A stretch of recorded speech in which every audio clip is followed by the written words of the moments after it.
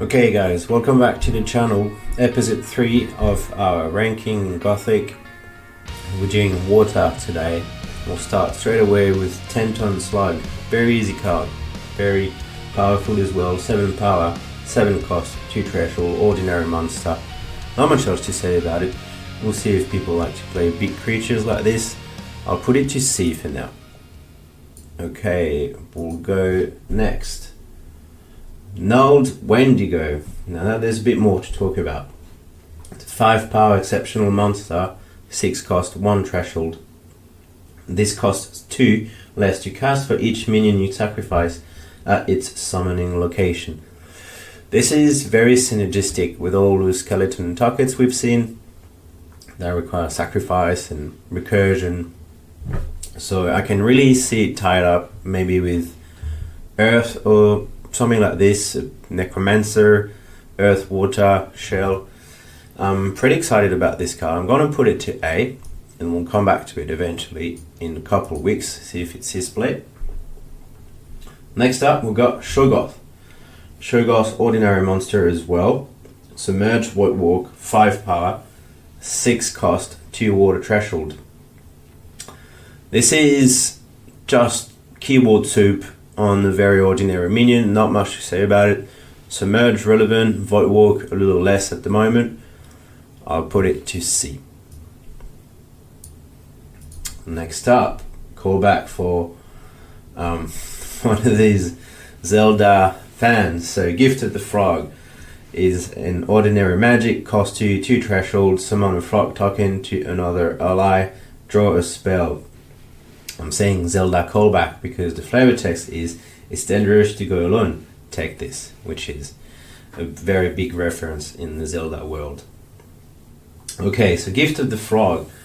Summon a frog token is relevant if you need a charm blocker to save your last minute or something, but the best part of the card is obviously draw a spell for 2, which is really good.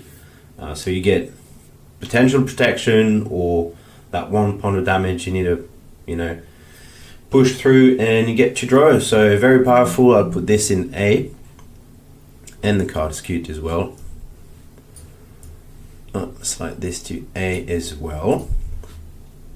Good start for water. Moving on, Return to Nature. Ordinary magic, costs 2, 1 water threshold. Return up to 3 cards from cemetery to the bottom of their decks. Draw a spell. This is good for all these discard, recursion, death picker mechanics that we previously talked about in the ranking videos. I think this is going to see play as well. Draw a spell, obviously very powerful for 2. Another draw a spell for 2. So I think this is going to be quite relevant. I'll put it to B because it's a little less powerful than Gifted Frog, but the draw spell is always good. Put this in B. Thing in the Ass. Okay, so 6 power minion, 3 cost, 2 water threshold, unique monster. Genesis read, disable for 3 of your turns, can't be targeted or damaged by magic until the ice melts. So basically, you playing this on turn 3, you won't be able to use it before turn 6. And you only get a 6 power minion, and I mean only because water has some more powerful minion that you can play on turn 6. I think this is a bit gimmicky. I like the MTG callback as well, but in terms of playability, I don't think we're there yet, unless there will be a mechanic or a card that will undisable card somehow. This is the only way I can see it play. I know this is a strategy in Magic, when you can remove counters from Dark Depth and cards like this. I don't think this will be a thing anytime soon in Gothic or in Sorcery in general, so I'm going to put this on C. There we go. Next up, Ano. Beautiful art from the Quinton Ur estate. Very, very pretty card. Okay, so 3 power, 3 cost, 2 water threshold, unique mortal. At the end of your turn, Aino may take a step between the top and bottom edges of the realm to gain stealth. Some sort of Ruler of Soul Magellan Globe effect, but weaker, sadly. This is still a pressure ball. Being able to cross the realm in that way could be a nice surprise as well, paired with Ruler of Soul, because you'll get the +1, the charge with the ruler. I don't think this is as powerful as ruler though, so I don't see why people would play this over ruler, unless you really lean hard in that strategy of crossing the realm in that sense from top to bottom, or vice versa. I will put this in B, because this is still quite powerful, but not much compared to Ruler of Soul. Moving on to Dormant Monstrosity. So, Dormant Monstrosity, elite monster, 6 power, 7 cost, 2 water threshold, has Void Walk, and it reads, must be cast to a corner void, costing 2 less for each unit in adjacent square. This is very situational to get the discount. I would have really liked that card at maybe say 5 cost, because the discount would have been a very powerful effect. At 7, if you manage to get a 2 discount already, which is not guaranteed, it makes it a 5 minion 6 power, a 5 cost minion 6 power with Void Walk, which is not crazy. It's nice, but it's nowhere near a powerful effect, so I'm putting this in C as well. That's the 4th C card in water, so a bit of a slowdown. Okay, so Abyssal Assault, exceptional magic, 4 cost, 2 water threshold. For each point of its power, an allied monster may deal 1 damage to a unit in a square near it. This could be good. It mono targets though, so this is strictly weaker than, let's say, Poison Nova that will kill, or any of the big fire splashy spell. Could be good to get rid of 1 powerful minion, but this is a 4 cost spell, very situational as well. Another C card in my opinion. Next up, Slimy Mutants. Ordinary monster, 5 cost, 2 water threshold for 4 power. Has Submerge, and an ability that reads, pay 3, transform an ally with Submerge into Slimy Mutants from your hands. Let's be real, I don't see why you would do this. Slimy Mutants is a 4 power minion, which is really relevant for being a threshold in Sorcery. Most of the removal spell like Firebolt to 3, magic missiles. So being 4 puts you above this. Apart from this, I don't really see any reason to play this, so this is going to be our first D card in water. There we go. Next up, Drowned. Ordinary Undead, which I think is our first Undead today in water. You got a 3 power minion, 2 cost, 1 water threshold, has Submerge, and must be cast Submerge. No drawback in this card. Casting a minion Submerge in water is not much of an issue. This is the 3 power minion. You get to cast it on turn 2. Eventually come up on turn 3 for attacking. Pretty standard minion, I suppose, so I'm going to put that in B. Not much else to say about it. Okay, next up we've got Frozen Aura. So 5 cost minion, 2 water threshold, 3 power, exceptional undead. So here's another undead. It has stealth, and it reads, break stealth, disable another nearby minions. Disable other nearby minions until your next turn. This is really strong. Really strong. Disabling minions, plural, is really strong. You can basically pop out of the stealth somehow, let's say you get damage, and then you get to disable everyone around you. You could potentially do it several times because it's an exceptional minion, eventually up to 3. Very ideal scenario, but it's still very, very powerful. I'm going to put this in A. Another A card, no S card so far. Moving on to Regurgitator. Elite monster, 5 cost, 2 water threshold, 4 power. It reads, at the end of your turn, Regurgitator must either fill its empty belly by banishing a dead minion, or empty its full belly by shooting a projectile that deals damage equal to the eaten minion's power. This is really strong, albeit a bit costly. 5 cost, is a bit much. But you get to do 2 things. You get to banish minions from cemetery, so death speaker people that will try to bring back a powerful minion a bit early, too early for your liking. And you also get to shoot projectile, which, depending on the minion you've eaten, could be big, could be a good removal. And on a 4 power body, this is very, very relevant. This is our 4th A card, in my opinion. Moving on, Assimilator Snail, my bad. Okay, so Assimilator Snail is a 0 power minion, 4 cost, 2 water threshold, elite monster, and it reads, once on your turn, you may banish a dead minion.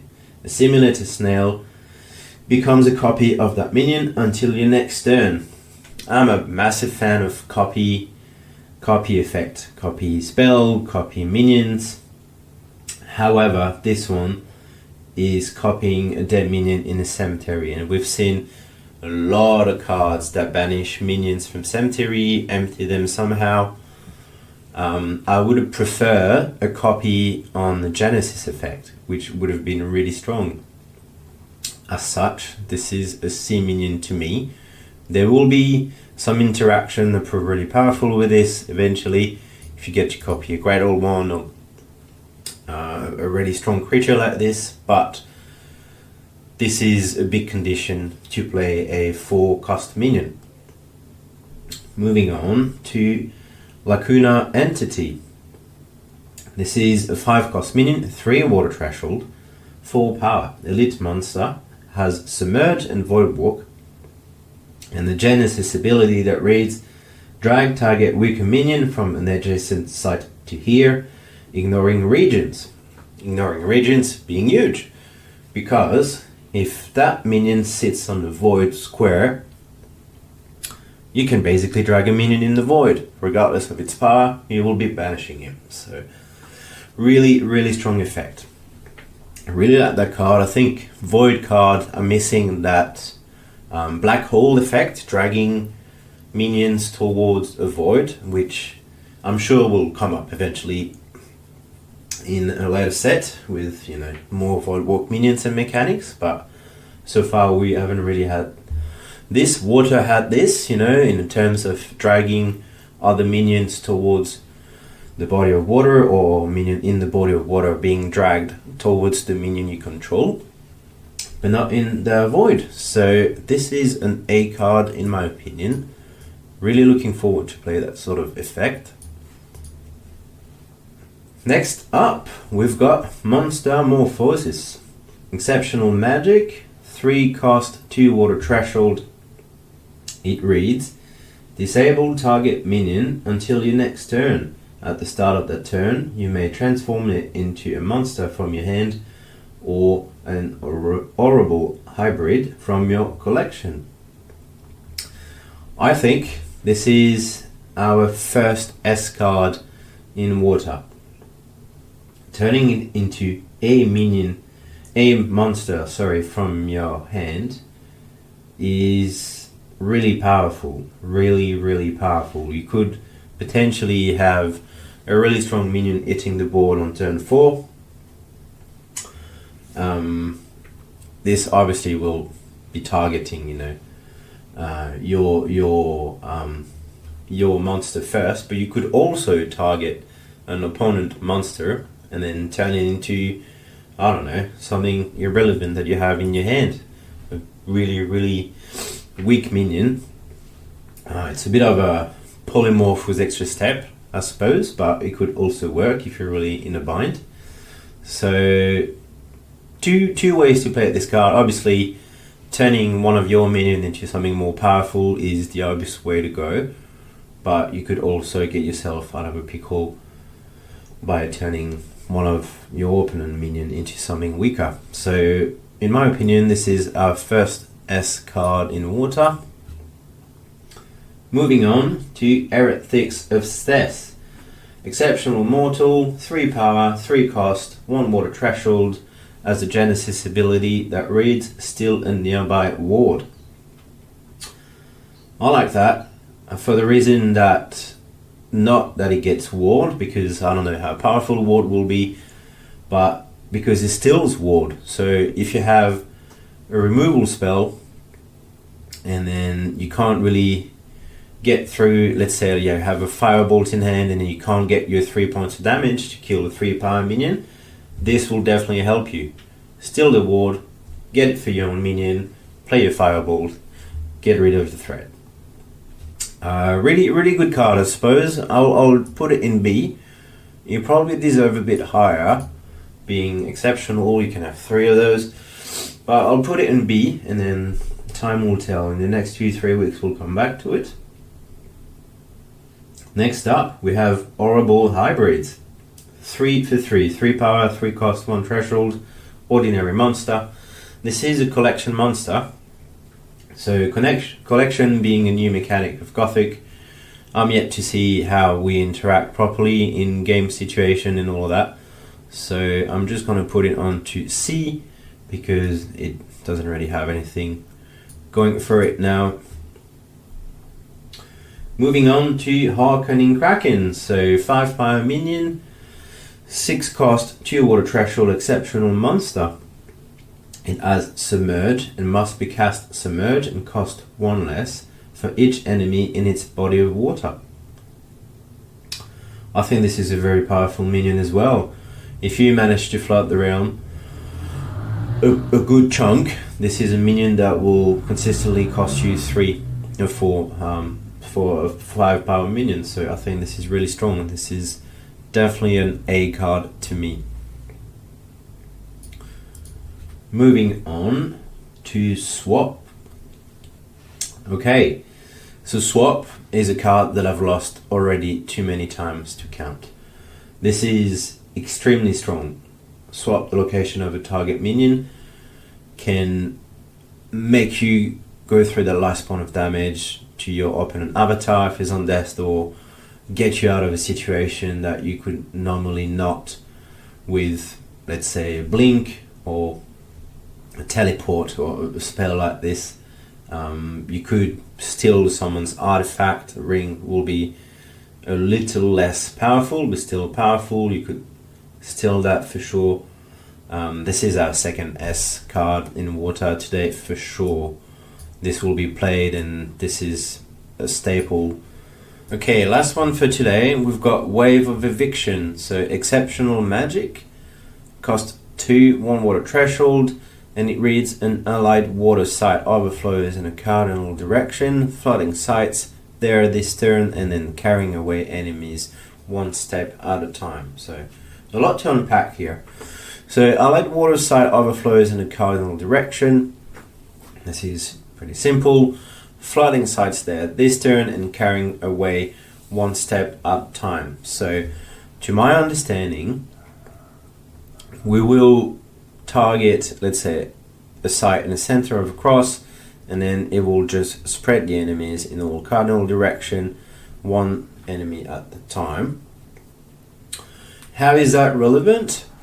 It could be relevant if you try to get a bigger body of water, if you try to get maybe your Kraken a bit bigger, or if you try to drag and open a minion into that said body of water. It is very situational. I think our water player will have a better understanding of that card to me. I'll be honest with you guys. Water is an element I barely touched. I know a few people in my pod that will be thrilled to go over that card with me. So I'm going to put it into B because I think flooding foresights at the time could prove rather powerful. So to me, this is a B card. Okay, that's it for water. Overall, couple of very strong cards, Swap and the Metamorphosis, and some decent card as well in A rank, the Gift of the Frog, another draw spell, in Return to Nature as well. To me, this is well balanced. Now, there's nothing backbreaking in water again, so I don't think this is going to be a very prominent element again. So overall, water, pretty balanced list. Couple of very strong cards, Swap, Metamorphosis, Gift of the Frog as well, draw spell, protection. Some good creatures too, like the Kraken, it seems pretty good, the Entity as well. I can't wait to try water this time, see if the power level is a bit higher than in the previous sets. Next up, episode 4, we'll do hair, and then we'll finish with relics and sites. And hopefully by then, Gothic will be out. Stay tuned. Thanks for watching, guys.